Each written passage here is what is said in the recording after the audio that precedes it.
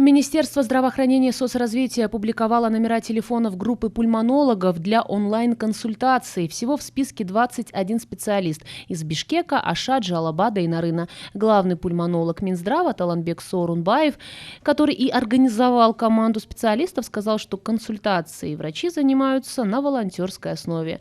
В городе обращений стало больше, на линии нагрузка, сейчас увеличивается число операторов. Если раньше колл-центры были в 4 УЦСМ столицы, то теперь будут работать в едином, который сейчас разворачивается. Линии будут круглосуточными.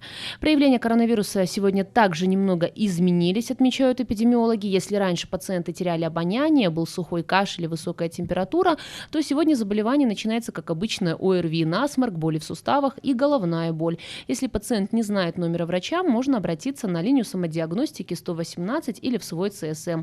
Задачами службы 118 является информационная поддержка граждан по вопросам ковида. Сегодня в городе работает 35 мобильных бригад. При необходимости их количество увеличат до 40.